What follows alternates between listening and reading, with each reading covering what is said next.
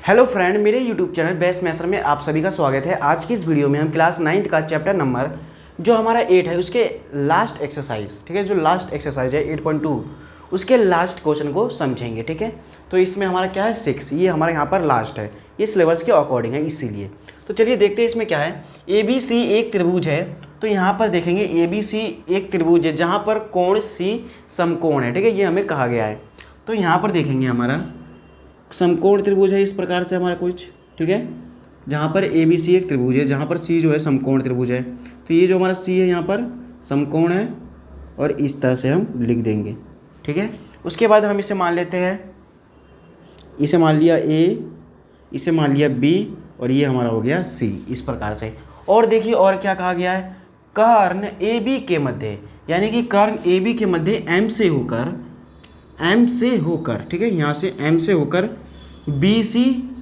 BC के समांतर, यानी कि जो हमारा BC है, यानी कि हमें क्या करना है, ये जो BC कहा है इसका मतलब है BC के समांतर, यानी कि यहाँ पर B है और यहाँ पर A है। ठीक है, इस तरह से हमें दिया हुआ है। तो BC के समांतर हमने यहाँ पर एक लाइन खींचा जिसे इसे M कहा गया है, और उसके बाद क्या कहा है, खींची गई रेखा AC को D पर, यानी कि AC को D पर प्रतिच्छेद करती है। ठीक है, इस तरह से हमें ये इस प्रकार से डायग्राम कहा गया है। तो इसमें क्या कहा गया है कि D भुजा AC का मध्य बिंदु है। हमें बताना है कि जो D भुजा है वो AC का मध्य बिंदु है, ये हमें बताना है। तो पहले देखिए इसमें हमें क्या क्या दिया हुआ है, इसमें क्या दिया हुआ है देखते हैं। AB के मध्य बिंदु, यानी कि जो AB का जो मध्य बिंदु है वो क्या है, M है। तो लिख देंगे हम यहाँ पर, पहले का ही सॉल्यूशन करते हैं, लिखेंगे AB का जो मध्य बिंदु है, ठीक है, AB का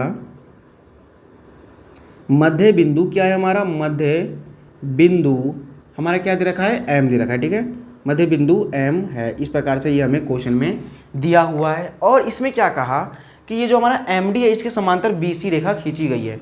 तो यहाँ पर हम लिख सकते हैं MD समांतर है, MD जो है समांतर है किसके, BC के। कारण क्या लिख देंगे इसका हम, ये हमें जो है क्वेश्चन में ये दिया है।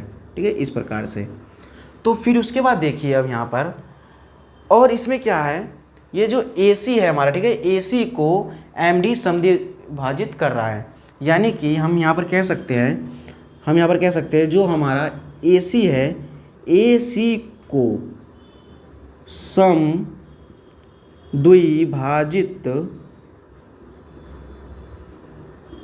समद्विभाजित करता है।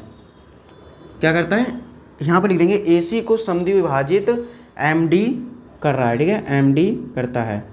ठीक है, इस प्रकार से हमने ये लिख दिया, करता है, इस तरह से हो गया। तो आप यहाँ पर देखिए, यहाँ पर क्या कंडीशन निकला, यदि MD जो है इसके समांतर है, इसका मतलब कि क्यों, क्योंकि देखिए AB का मध्य बिंदु ये है और AC का मध्य बिंदु हमारा ये हो जाएगा फिर, यानी कि जो AC क्योंकि ये समांतर खींचा गया है इसीलिए हम कह सकते हैं कि जो AC है ना, AC को समद्विभाजित करता है, AC को समद्विभाजित MD जो है करता है। ठीक है, यानी कि ये दो बराबर हिस्सों में बांटता है। यदि ये दो बराबर हिस्सों में बांटता है तो हम कह सकते हैं जो यहाँ पर समकोण बन रहा है यहाँ पर भी समकोण बन जाएगा। क्यों, क्योंकि ये समांतर है, इसीलिए जो MD है वो समांतर है BC के, यहाँ पर कह सकते हैं, यानी कि एक ये और एक ये त्रिभुज बन गया। ठीक है, यानी कि एक है ABC और एक है हमारा AMD, ये दो त्रिभुज यहाँ पर बन रहे हैं। तो इस तरह से हम क्या कह सकते हैं, जो AC है ना, AC का जो मध्य बिंदु क्या हो जाएगा हमारा, फिर D हो जाएगा। तो हम यहाँ पर लिख देंगे जो D भुजा है, ठीक है, यहाँ पर लिख देंगे D भुजा AC का क्या हो जाएगा, मध्य बिंदु हो जाएगा। इस तरह से हमारा ये कंडीशन निकल गया है। ठीक है, इस प्रकार से हमने पहला पार्ट का ये निकाल दिया। अब चलिए दूसरा देखते हैं। दूसरा क्या कहा गया है हमें, MD जो है यहाँ पर, जो आपको MD जो दे रखा है वो लंब है AC पर, ये हमें कहा गया है। जो MD है वो AC पर लंब है, ये हमें कहा गया है। तो चलिए देखते हैं किस प्रकार से हम कर सकते हैं। तो पहले हम देखेंगे त्रिभुज ABC। ठीक है, यहाँ पर लिखेंगे त्रिभुज ABC में। ठीक है, यहाँ पे दो त्रिभुज दिए, एक ये हो जाएगा त्रिभुज ABC में। तो आप त्रिभुज ABC में क्या देख सकते हो कि ये जो हमारा AC है वो D जो हमारा दे रखा है, यहाँ पर जो AC है इसका मध्य बिंदु हमारा D है, ठीक है, जैसा कि अभी हमने यहाँ पर समझा। और उसके बाद हम क्या लिख सकते हैं कि ये जो हमारा ये जो हमारा एंगल ADM है, इस तरह से बोल सकते हैं, लेकिन हम त्रिभुज पहले ABC में देखेंगे। तो ABC में क्या कह सकते हैं, एंगल ACB बराबर हो जाएगा कितना, 90 डिग्री। और ये हम लिख सकते हैं, या फिर हम ये भी कह सकते हैं कि जो हमारा AC का मध्य बिंदु D है, इस तरह से भी हम कह सकते हैं। और ये हमें तो समांतर दिया हुआ है, ये हमने पहला मान लिया। इसको मान लिया हमने समीकरण फर्स्ट, ठीक है, इस तरह से हमने इसको मान लिया।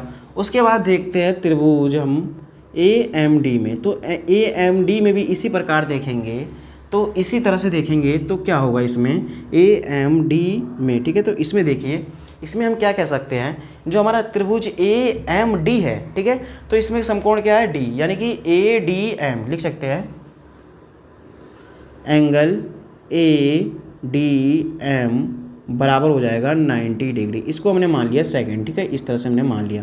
तो यहाँ पर लिखेंगे समीकरण फर्स्ट व सेकंड से, ठीक है, समीकरण फर्स्ट व सेकंड से, इस प्रकार से हमने यहाँ पर लिख दिया।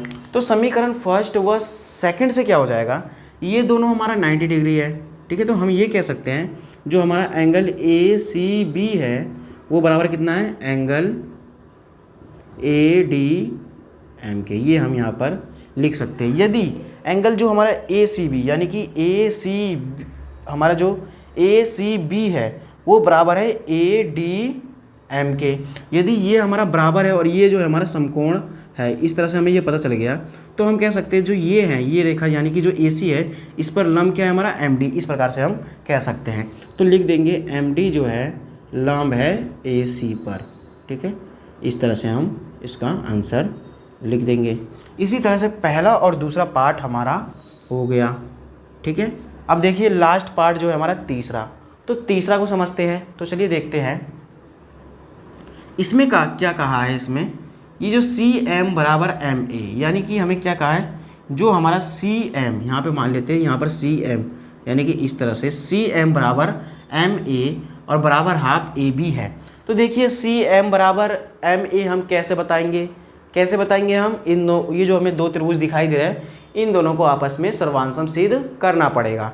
तो देखिए पहला त्रिभुज क्या है हमारा, लिखेंगे त्रिभुज, यहाँ से लिखेंगे इसका सॉल्यूशन जो है, ये हमने दूसरा कर लिया, ठीक है। अब देखिए तीसरा में, इसका तीसरा पार्ट है, तो लिखेंगे त्रिभुज ADM, इस तरह से लिख सकते हैं ADM और क्या है CDM, ठीक है, CDM में।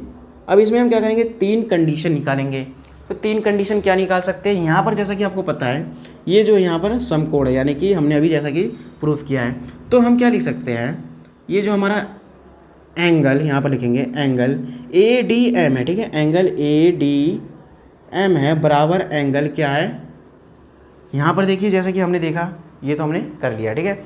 अब देखिए यहाँ पर ध्यान से समझिए, एंगल जो हमारा ADM है यानी कि एंगल ADM है वो बराबर हो जाएगा एंगल किसके, CDM के, एंगल CDM के, और बराबर कितना है 90 डिग्री, जैसा कि अभी हमने यहाँ पर सिद्ध किया था और समझा था, ठीक है। इस तरह से ये हो गया हमारा पहला। अब इसके लिए दूसरा देखिए, दूसरा क्या लिख सकते हैं हम, दूसरा लिख सकते हैं ये जो हमारा MD है ये कॉमन है, ये जो MD हमारा इस त्रिभुज के लिए भी और इस त्रिभुज के लिए भी कॉमन है।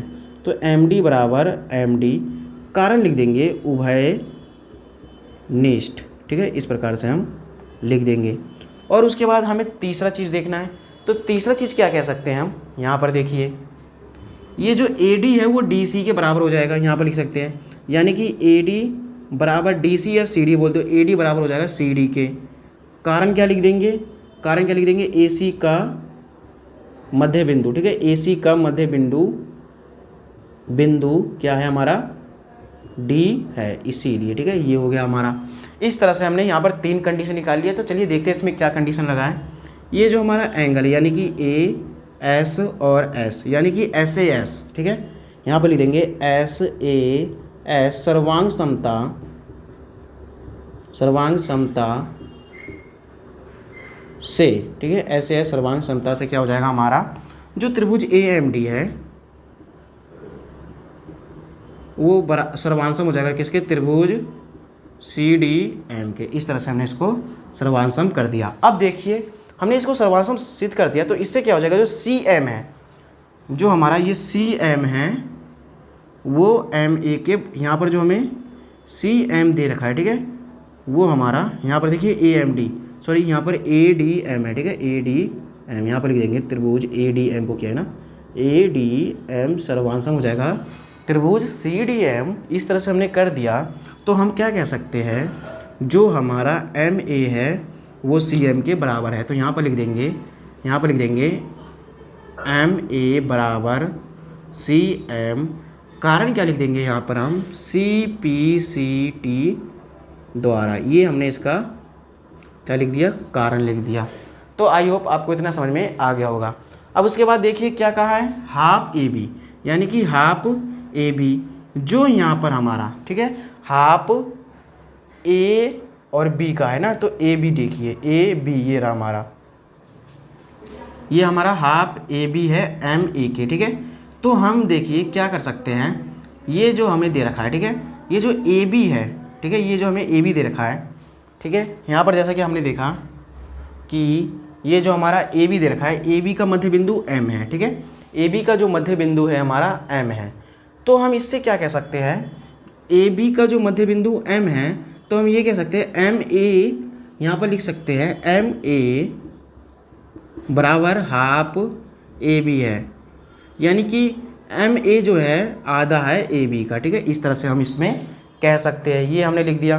तो देखिए इससे हमें क्या प्राप्त होगा, तो देखिए इससे हमें क्या प्राप्त होगा, इससे हमें क्या प्राप्त होगा, जो CM है, यानी कि CM इस तरह से CM ये हो गया, ठीक है, MA के जगह हम CM लिख सकते हैं, ठीक है, CM लिख दिया। उसके बाद बराबर क्या लिख सकते हैं, CM की जगह AM या फिर MA, ठीक है, ये हम लिख सकते हैं, बराबर में हाफ AB है। इस तरह से हमने ये भी सिद्ध कर दिया। ज़्यादा इसमें कुछ नहीं था, बस आपको थोड़ा समझना था।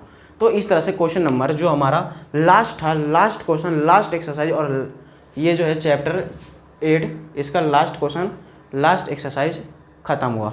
तो इसी के साथ हम मिलेंगे अब चैप्टर नंबर 9 में। जब तक के लिए धन्यवाद। और यहाँ पर समझिए ये हमने अच्छे से समझ लिया होगा। इसी तरह से जो क्वेश्चन नंबर तीसरा था इसका ये हो गया। तो आई होप आपको पहला, दूसरा और जो ये तीसरा पार्ट था अच्छे से समझ में आ गया होगा। अब मिलेंगे हम चैप्टर 9 में। जब तक के लिए धन्यवाद और थैंक यू। ठीक है।